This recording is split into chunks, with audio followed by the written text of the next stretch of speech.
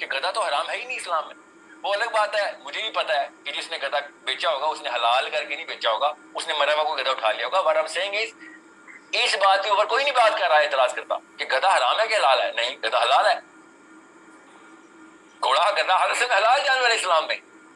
جتنا مرضی پاکستانی بولے مکروہات میں آتا ہے, اس کو حرام ہے کہ حلال ہے, صاف صاف بات کیا کر بھائی, یہ کیا گیمیں ڈالتا ہے ہمارے ساتھ. بسم اللہ الرحمن الرحیم. السلام علیکم ورحمۃ اللہ وبرکاتہ. معزز سامعین اکرام, آپ نے اس شخص کی بات سنی کہ جس نے کہا کہ گدھے کا گوشت حلال ہے.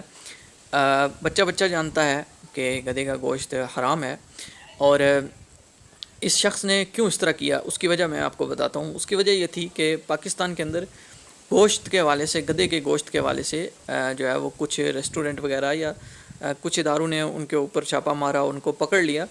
تو چونکہ بات چل رہی تھی اس کے حوالے سے, تو اس نے کہا چلے میں بھی کچھ ویوز لے لوں, اور اس کی توقع کے مطابق کچھ نہ کچھ اس کو ویوز مل بھی گئے. اب میں آپ کو بتاتا ہوں کہ ان کی کم عقلی کتنی ہے کہ جب دین اسلام کا جاننے والا عالم دین جب کسی اور فیلڈ کے متعلق گفتگو کرتا ہے تو یہ سارے کہتے ہیں جی آپ کی یہ فیلڈ نہیں ہے, آپ کی یہ فیلڈ نہیں, آپ مدرسہ بنائیں, آپ مدرسے میں پڑھائیں, مسجد میں. اور خاص طور پر یہ بندہ کہتا ہے آپ مدرسے میں پڑھائیں, مسجد میں پڑھائیں. تو ہم بھی آپ کو کہتے ہیں بھئی آپ کی یہ فیلڈ ہی نہیں ہے.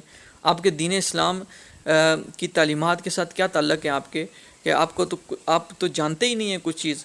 اور اس کے علاوہ بھی ویسے بھی آپ علماء کرام کے خلاف بولتے ہیں, آپ مدارس کے خلاف بولتے ہیں, جہاں پہ قرآن پاک پڑھا جاتا ہے ان بچوں کے خلاف آپ بولتے ہیں. حدیث مبارکہ کے اندر آتا ہے کہ نہا رسول اللہ صلی اللہ علیہ وسلم, اور ایک حدیث میں حرم رسول اللہ صلی اللہ علیہ وسلم لحوم الحمر الاہلیہ, کہ حضور علیہ الصلوۃ والسلام نے پالتو گدھے کے گوشت کو حرام کر دیا یا منع فرمایا. دونوں طرح کی روایات ہیں, بخاری کے اندر پورا باب موجود ہے.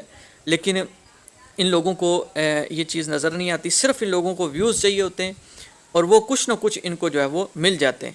ہم دعا کرتے ہیں اللہ تعالیٰ ان کو راہ ہدایت عطا فرمائے اور صراط مستقیم پر چلنے کی توفیق عطا فرمائے.